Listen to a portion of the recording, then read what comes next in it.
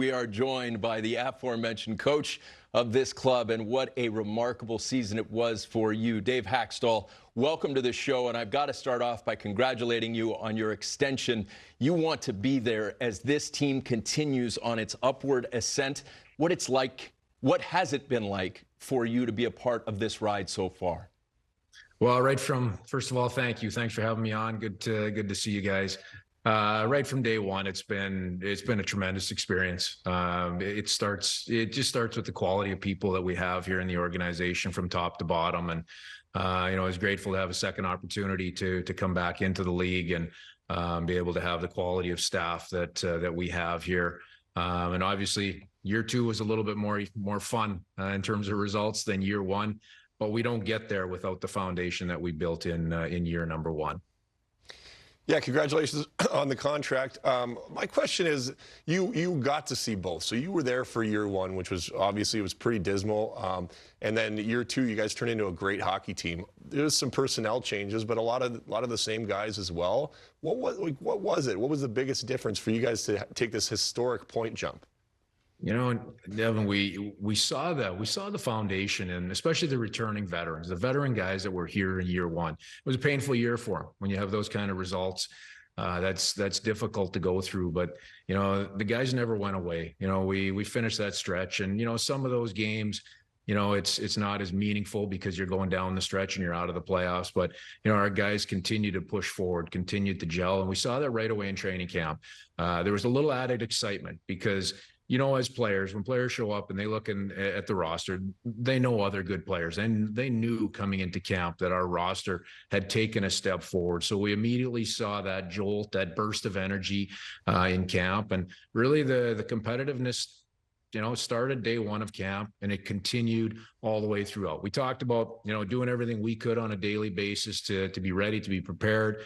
And throughout the year, as you find little successes, that's where the belief grows. And that's what really boosted our team to another level. You mentioned the word energy. One of our hosts has been known to actually jump up on this desk with enthusiasm. It's embarrassing. Who would that be? Not me.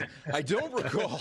But what I do recall is watching you during games. When the roof's ready to come off, your fans are so rabid, so passionate, and you're able to keep the perfect poker face, asking for a friend. How are you able to be so poised? I can probably only do one thing at a time, so I don't know. It's probably not a compliment, but no, it's what I mean. It's a lot of fun to be in the middle of that atmosphere. It's where you want to be as you build towards those meaningful games in the regular season. As you get into the playoffs and the different level of that, that's where you want to be. So sometimes the calm exterior doesn't really explain what's going on inside, but that mentality for our team was really successful. If you look at our results throughout the year, we never lost more than 3 in a row. We had some nice streaks where we were put together some nice win streaks. But this group was always even keeled. And that's, as a staff, that's one of the things we talked about a lot. Let's stay positive. Let's stay even keeled. Let's always have a direction, whether it's coming off a loss or coming off a tough period or whatever that might be. Let's just, let's have an even keeled outlook and just, keep looking for the next step. One of the reasons you guys were so great was the depth and the depths of scoring. We've seen lots of the stat charts of how many double-digit scorers you guys had in your 5-on-5 goals. You led the league. One thing that struggled was the power play, and it doesn't really make sense because when you have all these guys at double-digit scorers, is this something where you kind of throw it away and start with a new ideology on the power play, or is it just execution from the guys you got? Because he certainly got the personnel to have a better power play, and if you can put pucks in the net 5-on-5 like you add a little power play to that, you guys are going to be at the top of the league. Yeah, it's different pieces of the power play. Our entries on the power play and their ability to get in and get set up was really good. The plan, we looked at it a lot, with Paul McFarland and, his ability running the power plays. I've been around him for a lot of years, and he does a great job with it. And, it's a matter of, elevating our execution. We're going to take a look at different things in camp this year. Different spots, you get You get into, a mindset of certain guys in certain spots, and we're gonna move that around a little bit. We have to put our guys in a position to be successful. We'll work to do that. Our power play found some success at times during the year. We feel we can take a step there. We feel we have, the personnel to do it. And certainly it's going to be one piece of our game that we look to make an advancement. And we don't need to go through the roof, but we want to take a step forward and be better in that area, so that we're a threat, we're a weapon every single time on the power play. You had a rookie who went through the roof. Boy, was it something to watch Matty Beniers play. What was the best part of coaching him in this award-worthy rookie year he had? Watching Matty when the cameras are off. That's the best part of it. This guy is, he's just a fun guy to be around. His teammates enjoy him. He's always, he's a competitor. So he wants to compete at anything and everything, whether it's golf, cards, ping pong, you name it.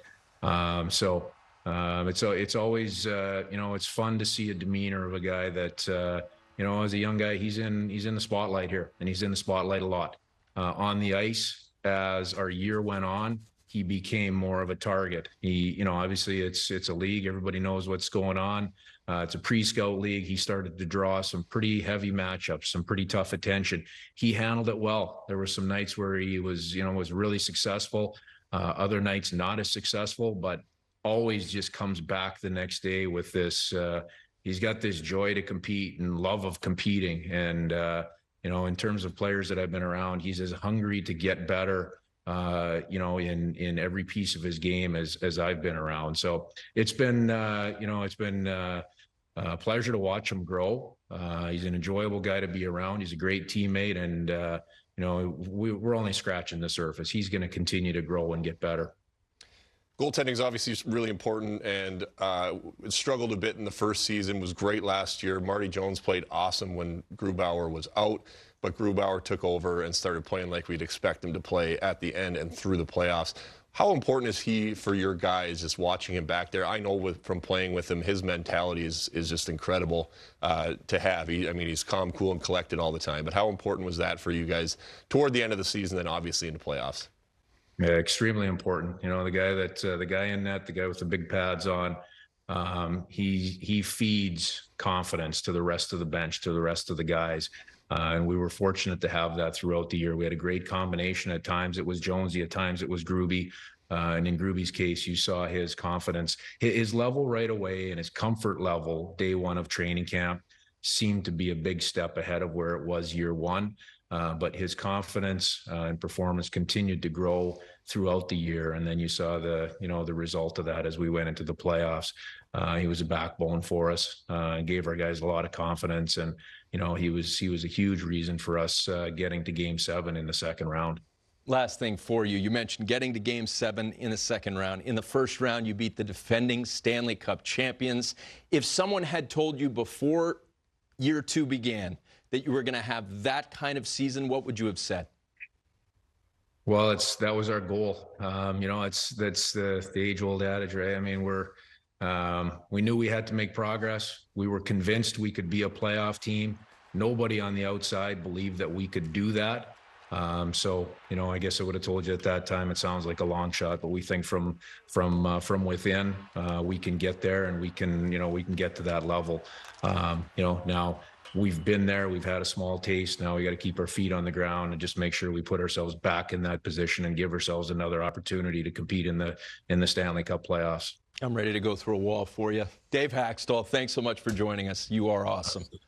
Thank you, guys. Much appreciated.